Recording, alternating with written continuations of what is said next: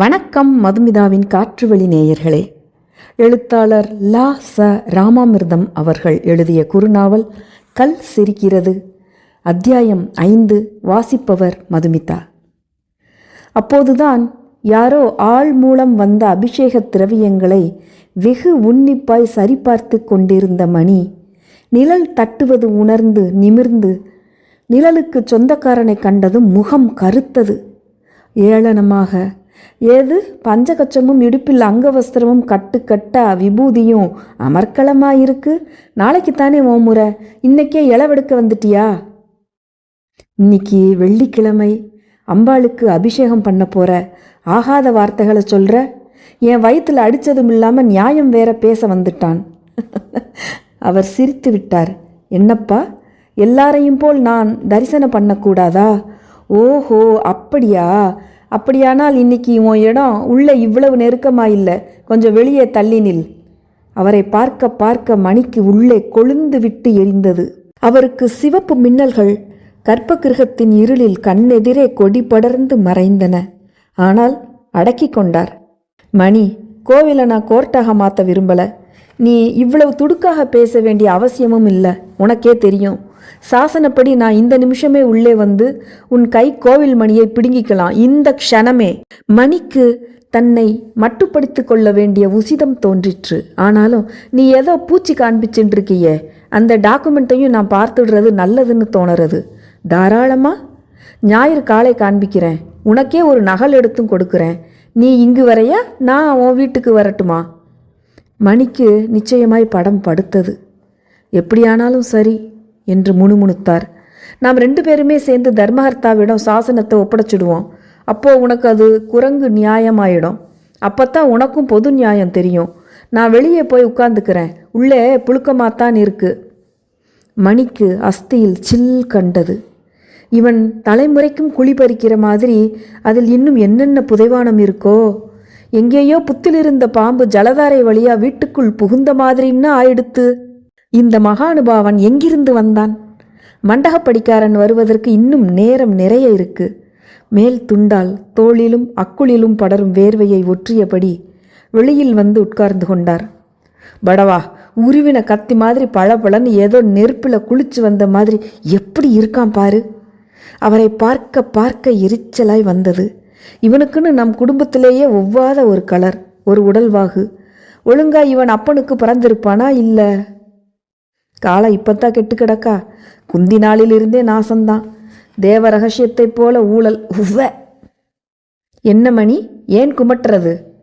மணிக்கு பேச்சு எழவில்லை. என்ன மணி, உடம்பு சுகம் இல்லையா? தலையை பிச்சுன்றிருக்கியே. என்னை பற்றி இவனுக்கு என்ன கரிசன வேண்டியிருக்கு, வேஷதாரி. சாக்கடையில் ஸ்நானம் பண்ணின்னு இருக்கேன். ஷ்! தலைவலியா? தலையெழுத்தா தெரியல, அப்படி கணக்கிறது. அனாவசிய கவலைப்படாத, என்னதான் செய்கிறது?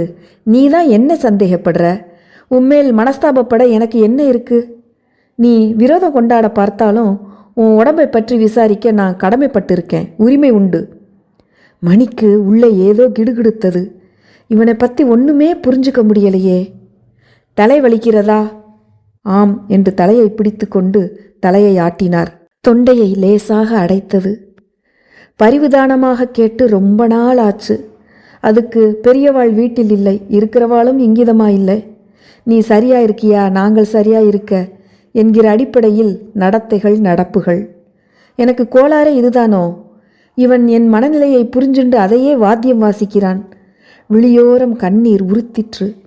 தர்மராஜன் நகர்ந்து வந்து அருகில் உட்கார்ந்து கொண்டு மணியின் நெற்றி பொட்டை தடவினார். மணிக்கு எங்கோ கொண்டு போயிற்று. தூக்கமா, அரை மயக்கமா? சந்தேகமில்லாமல் தனக்கு இதுவரை அனுபவமில்லாத ஒரு சுகமண்டலம். இப்போ எப்படி இருக்கு?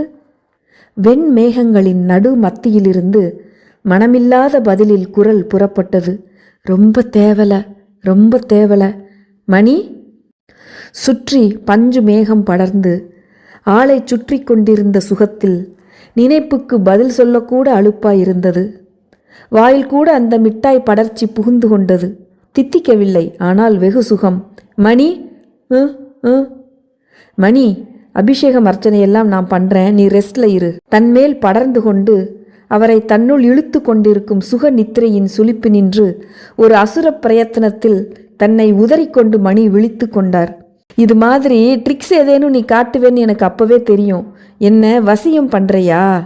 அவர் புன்னகை புரிந்தார். நீ மனோவசியம் ஆனாயோ என்னவோ தெரியாது, ஆனால் நான் பண்ணவில்லை. மனப்பூர்வமாக அதெல்லாம் எனக்கு தெரியவும் தெரியாது. எல்லாம் நீ சொல்றது தான். உனக்கு இன்னதுதான் தெரியும் தெரியாதுன்னு எனக்கு என்ன தெரியும்? இதோ பார் மணி, உன் வருமானத்தில் கற்பூர தட்டில் விழுற 5 காசு கூட எனக்கு வேண்டாம். நீ கொடுத்தால் கூட வேண்டாம். நைவேத்தியத்தில் நீ உள்ளங்கையில் கிள்ள போகிற சுண்டலில் ஒரு பருப்பு கூட எனக்கு தேவையில்லை. இன்னைக்கு அம்பாளை தொட்டு அபிஷேகம் பண்ண மட்டும் அனுமதி கேட்கிறேன். அது என்னடாப்பா பக்தி அப்படி கரைபுரண்டு ஓடுறது? மனசு என்னவோ சஞ்சலமாக இருக்கு. அமைதியை தேடறேன். அமைதியை நீ எப்படி எதிர்பார்க்கிற? திரும்ப திரும்ப இதே பல்லவிதான் பாடிட்டு இருக்க போகிறோமா? அவர் தன்னிடத்துக்கு போய் உட்கார்ந்து கொண்டார். ஒரு கால் மடித்து மறுகாலை குத்திட்ட காலின் முட்டி மேல் யோக தண்டம் போல் ஒரு கையும் மறு கையை தரையிலும் ஊன்றிக்கொண்டு மணி தூணின் செதுக்கலின் மேல் தலை சாய்ந்தார். கோயில் வாசலில் கிணற்றிலிருந்து 1-2 பெண்கள் தண்ணீர் சேந்தி கொண்டு சென்றனர். மதில் மாடப்பிறைகளில் புறாக்கள் கொஞ்சின. வெயிலில் பொன் ஏறிக்கொண்டிருந்தது. மணி கை கடிகாரத்தை பார்த்து கொண்டார். மண்டகப்படிக்காரன் இன்னும் காணோம். இந்த பெரிய மனுஷன்களே இப்படித்தான். எந்த பக்கமும் போக விட மாட்டான்கள். கழுத்தறுப்பான்கள். அப்பா அப்பா! குட்டி அழுக்கு துணி போர்த்த ஒரு பிட்டுக்கூடையுடன் காட்சியளித்தாள். புது முகத்தை பார்த்ததும் தன் முகத்தை முற்றலாகி கொண்டாள்.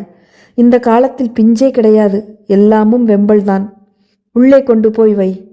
அப்படியே செய்துவிட்டு அப்பாவிடம் காதண்டை கிசுகிசு. அவர் காது கேட்க, இது உன் பெரியப்பாடி. உடனே அவள் விழுந்து பெரியப்பாவுக்கு நமஸ்கரித்தாள். வயது 10-12. பெரியப்பா ஆசீர்வாதம் பண்ணி குழந்தையை எழுப்பி விட்டு இடுப்பை துளாவி, அப்பா பெரியப்பா 5 ரூபா தந்திருக்கா. மணிக்கு உடம்பு அலுப்பு திடீரென்று அதிகரித்தது. இன்னும் அண்டாவில் ஜலம் கட்டவில்லை என்றார். தருமு, உன்கிட்ட தான் சொல்லின்னு இருக்கேன், குடம் உள்ளே இருக்கு. அவருக்கு அப்போதான் புரிந்தது. சுறுசுறுப்பாய் எழுந்திருந்தார். மணி சௌகரியமாய் தூண் மேல் சாய்ந்து கொண்டார். மணிக்கு ரொம்ப அலுப்பாயிருந்தது. நிர்மாலியத்தையும் ஆடையையும் களைந்து விக்கிரகத்தின் மேல் கை பட்டவுடன் தர்மராஜனுக்கு மூர்ச்சை போட்ட மாதிரி ஆகிவிட்டது. கர்ப்ப கிரகத்துக்கு வெளியே நிற்பவர் மற்ற சூழ்நிலையின் நினைவு அனைத்தும் ஒரு பெரும் இருள் குலைவில் கலந்து போயின. கூரையிலிருந்து சங்கிலியில் பெரிய அகல் விளக்கு லேசாக ஆடிற்று. சுடர் மட்டும் நட்ட சிலையாக அசைவற்று சிவந்து பழுத்து ஓரத்தில் நீலம் காட்டி திரும்பவும் சிவந்து கமலாம்பிகை சுடர் வண்ணமாக மாறி தேவி சொரூபமானாள். பிரதிஷ்டையாகி 200 வருடங்களாயிருக்கும் என்று பெரியப்பா சொல்லியிருக்கார். இந்த குடும்பமே தலைமுறையாக பூஜை செய்து வருகிறது. பெரியப்பா இருந்தவரை பெரியப்பா விக்கிரகத்திடம் யாரையும் பூஜை செய்ய விடவில்லை. அண்டாவை அபிஷேகத்துக்கு நிரப்புவோம். தீபாராதனை தட்டுகள், பஞ்சமுகம், குடவிளக்கு, உபச்சாரங்கள், சாமரம், கொடி, கண்ணாடி இத்தியாதிகளை எடுத்து கொடுப்போம். ஆனால் அத்தோடு சரி. கற்பூரத்தட்டை பெரியப்பாவிடமிருந்து வாங்கி வெளியே கொண்டு வந்து காட்டி விழும் சில்லறையை இடுப்பில் நிமிண்டிப்போம். மணியோ நானோ. பெரியப்பா தன் ஏக சிந்தாகிரகத்தில் அப்படி காத்த தூய்மைதான் இன்னும் அவள் முகத்தில், நெற்றியில், கன்னங்களில், சிரிப்பில், மோவாய் குழிவில் விளையாடுகிறது. இல்லாவிட்டால் நானும் மணியும் கூட அந்த ஆச்சார சீலத்தை கனவிலும் கருத முடியுமா? மூர்த்தி என்னவோ சின்னதுதான். அடி அகலமான மேடையில் ஆரம்பித்து அது படிப்படியாக குறுகி தாமரையில் அம்பாள் நிற்கிறாள். உற்சவர் கிடையாது. ஆகையால் புறப்பாடுகளுக்கு வழியில்லை. நினைத்த அரை நிமிட கால் வினாடிக்கு கனத்த தவத்தின் தருணங்கள் அனைத்தும் ஒருமுகமாய் ஆகுதியான காரணமோ என்னவோ கமலாம்பிகை அவளுடைய அழகு ரகசியம். பிரபை போல் அவளை சூழ அதன் நடுவே கமழ்கிறாள். கல்லின் தரமா இழைப்பின் உயர்வா தெரியவில்லை. உள்ளங்கைக்கு அவள் ஸ்பரிசம் அவ்வளவு மிருது. அடிவாய் அர்த்தத்தில் கவனம் இல்லாமல் மந்திரங்களை தானே உச்சரிக்கின்றது. என்றோ நெஞ்சடியில் புழக்கமில்லாது புதைந்து போன மந்திரங்கள் அவள் தனக்கு தொடுக்கும் புஷ்பங்களாக வரவழைத்து கொள்கிறாள். எண்ணெயை எடுத்து அவள் அங்கங்கள் மேல் அப்புகையில் மனம் அஞ்சுகிறது. அம்மா, இது எனக்கு புது அனுபவம். தப்பில்லாமல் செய்யணும்னு சிரமப்படுறேன். என் சிரமம் பார்த்தாவது என்னை மன்னிச்சிடு. இவ்வளவு நெருக்கத்தில் உன் முகம் எனக்கு கண் கூசறது. அவள் புன்னகை புரிகிறாள். எண்ணெய் காப்பில் மேனி பளபளக்கிறாள். உச்சரிக்கும் மந்திரங்கள் என் கவசம். ஒவ்வொரு அபிஷேகத்துக்கும் தண்ணீரை வீசி இறைத்து முன் அபிஷேகத்தின் சுவடுகள் அழிந்த பின் அடுத்த அபிஷேகம். சந்தனம், தேன், பஞ்சாமிர்தம், தயிர், பால், ஒவ்வொரு அபிஷேகத்துக்கும் உருவம் ஒரு புது பரிணாமத்தில் பிதுங்குவது போல், நெருங்கி வருவது போல் ஒரு பிரம்மை தட்டுகிறது. கர்ப்பகிரகத்துக்கு வெளியே 2 வரிசையாக நின்று கொண்டு தரிசனம் பண்ணி கொண்டிருப்பவர்களை அந்த சாநித்தியம் கவ்விக்கொள்கிறது. கற்பூரச் சுடர் ஓங்காரத்தை எழுதி அதனுள் அவளை அடைப்பது போல் தட்டில் வட்டமிடுகையில் அம்பாளின் மூக்குத்தி அப்பப்பா மயிர் கூச்செறிகிறது. நான் கமலாம்பிகை. வருடக்கணக்கான நித்திரையிலிருந்து இன்று விழித்தெழுகிறேன். தர்மராஜன் தன்னை இழந்தார். நெற்றியில் சிவப்புக்கள் கண் திறக்கிறது. என்ன ஜாஜ்வல்யமான புன்னகை! தர்மராஜன் நெற்றி முத்துடுகிறது, வேர்வையால் அல்ல. நெஞ்சில் இரத்த நாளங்கள் புடைத்து கொள்கின்றன. செம்பருத்தி பூத்தாற்போல் தர்மராஜன் முகம் குங்குமப் பிழம்பு. நினைவின் அலமாரியில் புற்றுப்பூத்திருந்த ஒரு ஸ்லோகம் தன் யோகம் களைந்து எழுந்து சிறகு விரித்து அவர் நெஞ்சை மிதித்து கொண்டு அவர் குரலில் கூடு எடுத்து கணீரென்று எழும்புகிறது.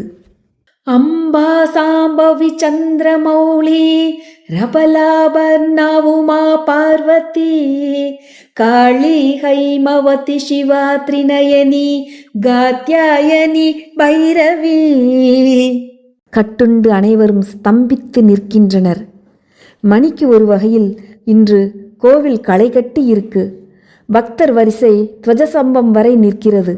இன்று வெறும் கற்பூர தட்டில் மட்டும் 10-15க்கு பஞ்சமில்லை.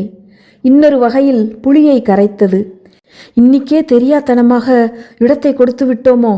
நம் பக்த ஜனங்கள் வியஸ்தை கெட்டவர்கள். இத்தனை நாள் மனு குருக்களை நிமிஷத்தில் இந்த சூனியக்காரனுக்கா மறந்து விடுவார்கள்?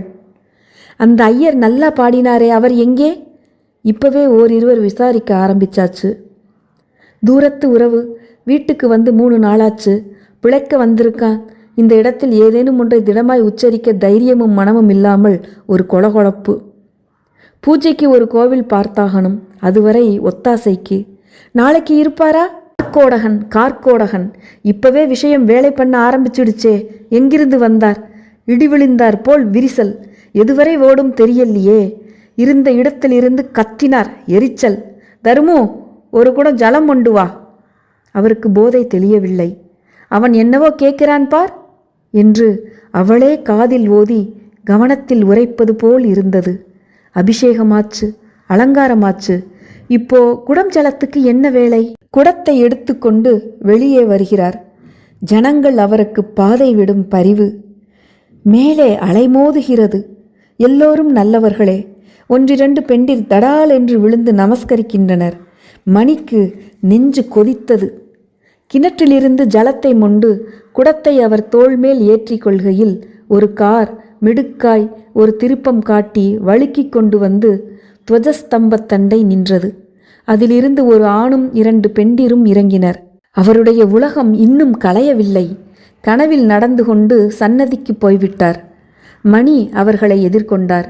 யார் என்று தெரியவில்லை. தெரியணுமா என்ன? வாங்கோ, நல்ல சமயம்தான். அர்ச்சனை நடக்கப் போறது. நமக்கும் ஒரு அர்ச்சனை செய்றீங்களா? இளவல் சிகை மெய்தானாயினும் விக் அணிந்தாற்போல் ஆண்டவன் கொடுத்திருக்கும் விசாலமான நெற்றியை மெனக்கெட்டு மறைத்து மயிரை வெட்டிவிட்டிருக்கும் விதத்தில் ஒரு பொய்மையே வாழ்க்கையின் நியதியாக போய்விட்டது. தொளதொளவென்று தொங்க தொங்க மணிக்கட்டண்டை ரொம்பவும் பிடிப்பாய். ஜிப்பாவும் இல்லை, சொக்காயும் இல்லை என்று ஒரு அங்கி. பைஜாமாவா பேண்டா? கீழே இறங்க இறங்க ஒரு யானைக்கால் உள்ளே புகுந்து மிஞ்சும் தாராளம். நயனக்காரன் போல் 2 கைகளிலும் மின்னும் மோதிரங்கள். பெரிய மனுஷன் பிள்ளை. அத்தனையும் ஒட்டடைகள். அப்பன் உதிரத்தை உறிஞ்சி குடித்து கொண்டு ஒட்டடையாவது உடல் நிரம்பியதும் தானே கலண்டு விழுந்துவிடும். ஆனால் இந்த ஒட்டடைகள் விழாது. நான் தான் சக்கையா சருகா? அவர்கள் சப்பி அவர்கள் வாயிலிருந்து உதிர்ந்தாகணும். ஒரு சகசரநாமம் செய்வீங்களா? இந்த தருமு வந்தாலும் வந்தான், அம்மனுக்கே கிரகப்பெயர்ச்சியா? ஆனால் இது என்ன இந்த 2 கெட்டான் வேளையில் இந்த அரைகுடம் பெரிய அர்ச்சனை கேட்கிறது? இனிமேல் இதுக்கு தனி அபிஷேகம், நெய்வேத்தியம், அப்புறம் அர்ச்சனை. சொல்லி அனுப்பிச்சாலும் சீறி விழுவாளே. இத்தனை நாளைக்கு மேல் சுண்டலாம், பொங்கலாம். எப்போ ஊறுறது, எப்போ வேகிறது? மூலவருக்கு பின்னால் செங்கல் அடுப்பு வச்சு ரவா உப்புமா அங்கேயே சாமான் வாங்கி கிளறி உங்கள் அம்மனுக்கு வையுங்கோ என்பாளே. முதலில் வீட்டிலேயே இருக்காளோ இல்லையோ? எந்த சினிமாவில் எந்த கியூவில் போய் தேடுவது? நல்ல வேளை அந்த இரு பெண்டிரில் மூதானவள் அவன் ஆபத்துக்கு சகாயமாக வந்துவிட்டாள். என்ன மாப்பிள்ளை, அவ்வளவுதான், கால் விட்டு போயிடும். வந்த இடத்தில் உங்களுக்கு திடீர் நினைப்படுத்ததுக்கு ஏதோ ஒரு அஷ்டோத்திரத்தை பண்ணிட்டு போவோமா? ஏதோ பெரிய அடியா போடுறலே. உங்களுக்கு கால் நோவெடுத்தால் நீங்கள் காரில் குந்திண்டு இருங்க, நாங்கள் தரிசனம் பண்ணுறோம். அப்படி இல்லை சார், அம்மா சொல்கிறதுல நியாயம் இருக்குது. நெய்வேத்தியம், அபிஷேகம், அலங்காரம் எல்லாம் புதுசாக ஏற்பாடு பண்ணணும். பண்ணுங்க. அதென்ன சாமி, எல்லாம் காசு தானே, எவ்வளவு வேணும்? இந்தாங்க. போதுமா போதுமா? 3, 4, 5, 10 ரூபாய் நோட்டுக்கள், மொடமொடவென்று புது நோட்டுக்கள் நிமிஷமாய் கையில் திணித்தாயிற்று. செலவை பற்றி பேச்சில்லை முதலாளி, ஏறதோ தாழ்றதோ உங்கள் நன்மைக்கு நீங்கள் தான் கொடுக்க போறீங்க. அம்மா நேரத்தை பற்றி பேசுகிறாங்க. நேரம் என்ன நேரம்? தேங்காயை முன்னால் உடைச்சிடுங்க, கற்பூரத்தை முன்னால் கொளுத்திடுங்க. பேஷ், எனக்கே புதுசாக யோசனை சொல்லித்தரானே. சமயத்துக்கு இப்படியும் செய்யலாம் போல இருக்கே. அதுக்கு இல்லை சார், சகசரநாமம்னா அதுக்கு தனி சாந்தி உபச்சாரம் எல்லாம் பண்ணியாகணும். நாளைக்கு சாவகாசமாக ஸ்ரத்தையாக வச்சுப்போமே. நாளைக்கா? அவன் ஒரு சிரிப்பு சிரித்தான். கை கடிகாரத்தை பார்த்து கொண்டான். நாளை காலை 7 மணிக்கு பிளேன். அடப்பாவி, ஒரு கையால் கொடுத்து ஒரு கையால் பிடுங்கிக்காதேடி. அப்போ ஒன்று செய்வோம், உங்கள் அட்ரஸை கொடுத்துட்டு போங்கோ. இன்னி ராத்திரி எத்தனை நாளியானாலும் நானே நேரில் வந்து பிரசாதத்தை கொடுத்துடுறேனே. அதுவும் ஒரு ஐடியா தான். அந்த பிரசாதத்தை கூட ரிசப்ஷனில் கொடுத்துட்டு போயிடுங்கோ. எவனாச்சும் ஆல் நைட் உட்கார்ந்திருப்பான். காலையில் நாங்கள் வாங்கிக்கிறோம். பல்லை விளக்கிட்டு வாங்கிக்கங்க. கண்கள் ஒரு கணம் பகையில் சந்தித்தன. இப்படியும் நம் பிழைப்பு இருக்கணுமா? சார், என்ன? உங்கள் ஆர்டர் ரொம்ப லேட், அதனால் அதுக்கு தகுந்த சிரமம் இருக்குது. இன்னும் ஒரு 50 தேவைப்படும். வெள்ளிக்கிழமை அம்பாளுக்கு புடவை சாத்தினால் ரொம்ப விசேஷம்.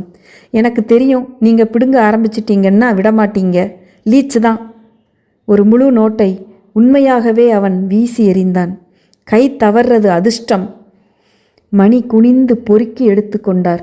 நீ திட்டிக்கோ, இந்த ரீதியில் 2 அடி கொடுத்தாலும் வாங்கிக்கிறேன். திட்ட திண்டுக்கள், குட்ட குண்டக்கள். லீச்சாமே? அதென்ன லீச்? வா வா, நடுராத்திரியில் உன்னை தேடிண்டு வந்து குங்கும பொட்டலம் கொடுக்க போறேன்னு கணா கண்டிண்டிரு. அப்பன் சொத்தை அழிக்க பிறந்தவங்க. உள்ளே வாங்கோளேன், அர்ச்சனை நடக்கிறது. அம்பாளை தரிசனம் பண்ணுங்கள். உங்கள் தீபாராதனையை முன்னால் காட்டச் சொல்கிறேன். நடந்து கொண்டே. ராஜசேகரன் பிடிச்ச முயலுக்கு எப்பவும் 3 கால்தான். பெரியம்மா குரலில் ஒரே சமயத்தில் ஒரு நாடக வியப்பு, பிரமிப்பு, அடித்தளத்தில் ஒரு ஆத்திரம், எல்லாம் கலந்த அவியல். 3 கால் எதுக்கு? என் முசல் 2 காலிலேயே நிற்கும். காது 2 நிற்குதே காலுக்கு பதிலா. இந்த பாஷைக்கு, இந்த தர்க்கத்துக்கு என்ன அர்த்தம்? இதெல்லாம் தான் பணக்காரனின் புத்தி சாதுரியமான பேச்சு. இதுக்கு சிரிச்சால் கூலி உண்டு. மணி சிரிக்கிறார். முசல் சூப் ருசி இந்த பருப்பு சாம்பாருங்களுக்கு தெரியுமா? அந்த மிதப்பு நிலையிலிருந்து இன்னும் சரியாக தெளியவில்லை. இடக்கையால் விழாவில் மலர்த்தட்டை அணைத்து கொண்டு மறுகையில் பவித்திர விரலுக்கும் கட்டை விரலுக்கும் இடையே ஒரு பூ. அம்பாளின் பாத கமலங்களை உரிய நாமாவளியுடன் அடைய நடுங்குகையில் வெளியிலிருந்து உள்வெளிச்சத்துள் அந்த சிறு குழாம் நுழைவதற்கும் அவர் தற்செயலாக முகம் திரும்புவதற்கும் சரியாக இருந்தது. தட்டு கீழே விழாமல் இருந்தது அவர் புண்ணியம் அல்ல, கமலாம்பிகையின் புண்ணியமா? காலடியில் பூமி நகர்ந்தது. கமலாம்பிகை அரை அங்குலம் சட்டென்று உயர்ந்து நின்றாள். அவளும் அவரை பார்த்து விட்டாள். அவள் தாய் மகளின் பின் ஒளிந்து கொள்ள முயன்றாள். லோடு மாற்றமோ என்னவோ, ஒரு கணம் மின்சார விளக்குகளில் வெளிச்சம் முறுக்கேறிற்று. அம்பாளே எதிர்நோக்கி வந்து விட்டாளா? அதே பச்சை புடவை, அச்சு கடைந்த உடலில் அவர் அம்மன் பக்கத்தில் நிற்கையில் அவளுடைய அலங்கார ஒளி அவர் மேல் பட்டு ஏற்கனவே செழிப்பான உடல் வண்ணத்தில் ரோஜா திட்டு படர்ந்து செம்பொன்னாய் உள்ளே பற்றி கொண்டார் போல் தகதகத்தார். கோவில் மதில் ஏப்பம் விட்டார் போன்று ஒரு குமுறல். மணி, தட்டை வாங்கிக்கோ. மணிக்கு புரியவில்லை. அவர் நேரே துவஜஸ்தம்பத்தை தாண்டி நடந்து அங்கு தெருவிளக்கடையில் அங்கே அரைகுறை உருவில் ஒரு பாறாங்கல் கிடந்தது. ஆரம்பித்து முடிக்காது கல்தச்சன் விட்ட வேளை. அதன் மேல் உட்கார்ந்து விட்டார். காற்று நெற்றியை ஒற்றியது. மயக்கம் வெடுக்கென விட்டுவிட்டது. கமலாம்பிகை அடியில், அதுவும் எப்படி அடிக்கிறாள்! கொஞ்சமும் எதிர்பாரா சமயத்தில். ஊமையடி ஸ்பெஷலிஸ்ட். அந்த ஒரு அடியில், ஒரே அடியில் பழைய புண்கள் அத்தனையும் வாய் திறந்து கொள்கின்றன. உன்னிடம் ஆறுதல், எனக்கு வழிகாட்ட ஒரு சைகை தேடி வந்தேன். இதுதான் நீ காட்டும் வழியா? மூவரும் அருகே வந்து நின்றனர். ராஜசேகரன் விஷயம் புரியாமல், ஆனால் அசடு வழிந்து கொண்டு பரிதாபகரமாக நின்றான். இந்த ஆள் யார்? இவங்க 2 பேரும் இப்படி அஞ்சறாங்களே. அவள் அவனை முழங்கையால் இடித்து அப்பால் விலகும்படி அவசரமாக ஜாடை காட்டினாள். புரிந்து கொள்ளவே அவனுக்கு சற்று நேரம் பிடித்தது. அப்பா, சௌக்கியமாக இருக்கேளா? வறண்டு உள்ளே குழல் விட்ட குரல். அப்பா, எத்தனை நாளாச்சு? அப்படியே இருக்கேளே. மயிருதான் தும்பை, கோவிலுக்குள்ளே வாங்களேன். நடுத்தெருவில் நமஸ்காரம் பண்ணால் 4 பேர் பார்க்க நன்னாயிருக்காதே. தொட முயன்றாள். ஆனால் அவருடைய உள்கூசலில் கை தானே தட்டுப்பட்டு நின்றுவிட்டது. சீற்ற கண்ணீர் ததும்பிற்று. நீங்க எதிலுமே மாறவில்லை அப்பா. தெய்வமே, என்னை கொண்டு போயிடேன். அவள் விழிகளில் கண்ணீர் தெருவிளக்கில் பளபளத்தது. அப்பா, உங்களை நான் நினைக்காத நாளில்லை. சத்தியமா உங்களை மறக்கவே முடியவில்லை. அப்பா, அப்பா, அப்பா. விக்கி விக்கி அழுதாள். இதயம் பாலை வெடித்து மணிகள் உதிர்கின்றன. மோன கண்ணீர் மணிகள். இது என்ன பிரம்மாதமான ஊமைகள் தோன்றிக்கொண்டு! உண்மையா? நான் துக்கப்படல்லே. என் சோகத்தை ருசி பார்த்து கொண்டிருக்கிறேன். என் சோகமய சுகத்தில் திளைத்து கொண்டிருக்கிறேன். எவ்வளவோ படிச்சு சொன்னேன். இந்த டான்ஸ் டிராமாவுக்கெல்லாம் ஒரு வயசுக்கு மேல் நமக்கு உதவாது. காலகாலத்தில் குடியும் குடித்தனமுமாக ஆகிவிடுவதுதான் மரபு, குல கௌரவம்னு. கண்ணீர் கூட விட்டேள். ஆனால் கூட்டம், கைத்தட்டல், மாற்றி மாற்றி அந்த ஸ்டேஜ் லைட்டிங், அந்த மோகம் எங்களை குருடாக்கிடுத்து. நாங்கள் மனுஷாலாவே இல்லை. எப்படி அப்படி மாறினோம்னு எனக்கு இன்னும் தெரியல. உன் அழகுக்கு 3 மாசத்துல நீ பம்பாயில் ஸ்டார் ஆயிடுவேன்னு அம்மா என்னை குழியில தள்ளிட்டா. மரகதம் எப்படி தடிச்சு போயிட்டா! ஒடிய ஒடிய பெண்ணை விட அவள்தான் அழகுன்னு சொன்னால் யார் இப்போ நம்புவா? ஆண் பிள்ளையாவே ஆயிட்டா. பெண்ணின் விவகாரங்களை நிர்வாகம் பண்ணுகிறாளோன்னோ. மரகதம் என்னைக்குமே குதிரைதான். கடிவாளத்தை கடிச்சு துப்பி எரிஞ்சிட்டா. இனிமேல் அவளை எந்த வேலையும் மடக்க முடியாது. 10 வருஷங்களாச்சு. என்ன பவிஷுக்கு வந்திருக்கேன், நீங்களே பார்த்துட்டேல். ஆமாம், இனிமேல் மறைக்க என்ன இருக்கு? ஒருத்தர் நொந்துண்டு அழுது சண்டை போட்டுண்டு, உன்னால நான் கேட்டேன், என்னால நீ கேட்ட. கட்டம் எல்லாம் தாண்டி போயாச்சே. இனி எங்களுக்கு மீட்சியே கிடையாது. ஆசைப்பட்ட பண்டம் ஊசல். இப்போ தெரிஞ்சு என்ன பயன்? அப்பா, பேசுங்களேன். ஏதேனும் என்னை திட்டவாவது திட்டுங்களேன். உங்கள் குரலையாவது கேட்கிறேன். அப்பா, நீங்க நிஜமா இங்கே இருக்கேளா? இல்லை நான் தினமும் நினைச்ச நினைப்பே தோற்றமா? அப்பா, காணாமல் போயிடுவேளா? அப்பா, உங்களை மன்னிப்பு கேட்டு அவமானப்படுத்த மாட்டேன். மீட்சி இல்லைன்னு சொல்லிட்டேனே. அப்பா, உங்களை பார்த்தால் பயமா இருக்கு. என்னை எனக்கு நினைவுபடுத்த வந்த உங்கள் ஆவி மாதிரி இருக்கேள். மது, நேரமாவது. எந்த கரையிலிருந்தோ குரல் வந்தது. இல்லை, கரையில்லே, நடுக்கடலிலிருந்து. வந்துட்டேன். நடுக்கடலை நோக்கி சென்றாள். கடலுள் போயே விட்டாள். அத்தியாயம் 5 நிறைவு பெற்றது. அத்தியாயம் 6 சந்திப்போம். நன்றி, வணக்கம். உங்கள் மதுமிதா.